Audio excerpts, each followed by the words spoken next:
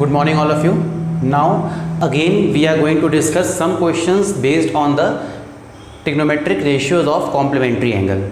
Now see here the first question. It is given if sec 2a is equals to cosec a minus 42 degree, where 2a is an acute angle, so we have to calculate here the value of a. So how we can start? See here it is given sec 2a is equal to cosec a minus 42 degree. तो इस sec 2a को हम break कर सकते हैं complementary format में, वो हो जाएगा cosec 90 माइनस 2a. ठीक है, sec 2a हमने क्या होता है, sec थीटा हमारा कॉम्प्लीमेंट्री फॉर्मेट में sec थीटा हमारा होता है cosec 90 माइनस थीटा. तो वही हमने लिखा sec 2a की जगह लिख दिया cosec 90 minus 2a is equal to, यहाँ पे है cosec a माइनस 42 डिग्री. एक वैल्यू को ही ब्रेक करना है, दोनों साइड नहीं करेंगे. अब दोनों side cosec cosec angle same हो गया, तो कोसेक लिखने की ज़रूरत नहीं है, सिर्फ एंगल ही लिखते हैं. 90 minus 2a is equal to a minus 42 degree. तब यहाँ से 90 को ट्रांसफ़र कर देंगे और a को इधर, तो minus 2a minus a is equals to minus 42 degree minus 90 degree. Minus 2a minus a हमारा हो गया माइनस 3a माइनस 42 और माइनस 90 हमारा हो गया, यहाँ पे आ गया 2 और 13 132 degree. Minus minus minus cancel, value of a 132 upon 3. 3 4 ज़ा 12, 3 4 ज़ा 12 एंड 3 4 ज़ा 12. तो यहाँ से हमारी a की वैल्यू आ गई 44 डिग्री.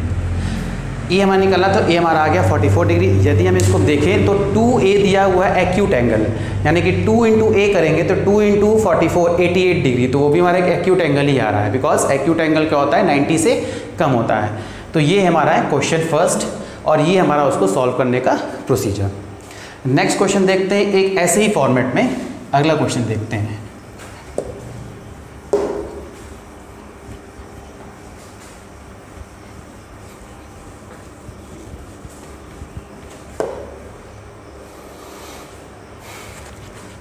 क्वेश्चन नंबर सेकंड, ये दिया है यहाँ पे, if tan 2a is equals to cot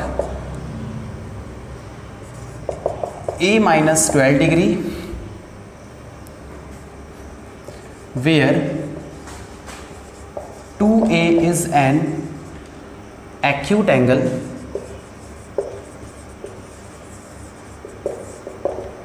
find a. इस क्वेश्चन में भी हमें a निकालना है, जहाँ पे 2a हमारा एक्यूट एंगल दिया है. तो सेम ये पिछले वाले फॉर्मेट पे ही है. ठीक है, tan 2a is equal to cot a minus 12 degree. tan 2a को क्या ले सकते हैं हम, अगर हम आइडेंटिटी देखें तो tan थीटा हमारा होता है cot 90 माइनस थीटा. उसी तरह से हम tan 2a को लिख सकते हैं cot 90 degree minus 2a is equals to cot a minus 12 degree. ये हो गया. अब cot कैंसिल नहीं करेंगे, बस लिखेंगे नहीं, एंगल सेम होते हैं. तो यहाँ हो गया 90 degree minus 2a is equal to a minus 12 degree. फिर से ट्रांसफर करेंगे, 90 प्लस 12 हो जाएगा, 90 प्लस 12 और a प्लस 2a हो जाएगा. 90 प्लस 12 हमारा हो गया 90 plus 10 102 is equal to 3a and 102 upon 3 will be equal to a. 3 3 ज़ा 9 एंड 3 4 ज़ा 12. तो a की वैल्यू आ गई हमारी 34 डिग्री. फिर अगर हम चाहें कैलकुलेट कर लें 2a, तो 2 इंटू 34 हो गया 68. तो 68 भी हमारा एक एक्यूट एंगल है, और ये हमारा बिल्कुल सही है, और a की वैल्यू यहाँ से आ गई हमारी 34 डिग्री. अगला एक क्वेश्चन देखते हैं इस कॉम्प्लीमेंट्री एंगल पे ही.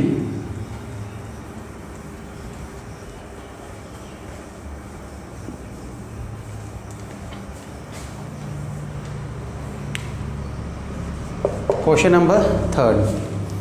अब क्वेश्चन नंबर थर्ड यहाँ पे दिया हुआ है sec 90 degree minus theta into cosec theta minus ten 90 degree minus theta into cot theta plus cos square 25 degree plus cos square 65 degree upon denominator में वैल्यू है इसकी 3 tan 27 डिग्री tan 63 डिग्री, और ये हमें प्रूफ करना है 2/3। ठीक है, क्वेश्चन देखने में जितना ही लंबा लग रहा है उतना ही इजी है सॉल्व करना। स्टार्टिंग कैसे करेंगे, ये क्वेश्चन जो है सीबीएसई के 2010 बोर्ड एग्जामिनेशन में पूछा गया क्वेश्चन है। सेक 90 माइनस थीटा, अब सेक 90 माइनस थीटा तो हमें ऑलरेडी मालूम ही है, वो होता है हमारा cosec theta into cosec theta को हमने वैसे निकाल दिया, माइनस tan 90 माइनस थीटा, ये हमें मालूम है कि ये होता है हमारा कॉट थीटा, तो यहाँ से हो जाएगा cot theta into cot theta plus cos square 25 degree.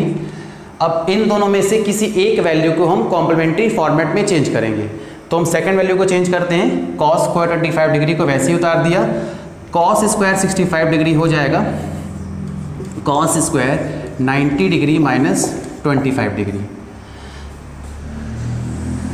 Upon में हो जाएगा 3 tan 27 डिग्री, और इन दोनों में से भी एक ही वैल्यू को हम चेंज करेंगे, इसको हम चेंज कर देते हैं, तो हो जाएगा ये tan 90 degree minus 27 degree. Cos theta cosec theta into cosec theta हमारा हो गया कोसेक स्क्वायर थीटा माइनस इधर हो गया cot square theta plus cos square 25 degree, और cos square cos 90 minus theta होता है साइन थीटा, तो उस तरह से कॉस स्क्वायर का हो जाएगा sine square 25 degree upon 3 tan 27 degree, और ये tan बदल जाएगा कॉट थीटा में, तो ये हो गया कॉट 27 डिग्री। ठीक है, इसको हमने एक ब्रैकेट में यहाँ डाल दिया, इसको हमने एक ब्रैकेट में डाल दिया। अब आइडेंटिटी हमने पढ़ी थी कि 1 प्लस कॉट स्क्वायर थीटा, ये होती है identity, 1 plus cot square theta की वैल्यू होती है कोसेक स्क्वायर थीटा, और अगर हम कॉट स्क्वायर थीटा को उधर ट्रांसफर कर देते हैं तो cosec square theta minus cot square theta की वैल्यू 1 हो जाएगी। यहाँ से वैल्यू इसकी 1 आ गई। Cos square theta plus sine square theta की वैल्यू भी 1 होती है, इसको भी यहाँ पे 1 रख देंगे अपॉन 3। ये हमारा बन गया रेसिप्रोकल रिलेशन, यानी कि कॉट जो होता है tan का रेसिप्रोकल होता है, या tan जो होता है कॉट का रेसिप्रोकल होता है, तो दोनों रेसिप्रोकल वैल्यू आपस में कैंसिल होके 1 आ जाएगा। यहाँ पे हमारा 1 हो गया, तो 1 + 1 2 upon 3 is equals to RHS, और ये हमें यहाँ पे प्रूफ करना था। अगला एक और क्वेश्चन देख लेते हैं इसी पे, कॉम्प्लीमेंट्री एंगल पे।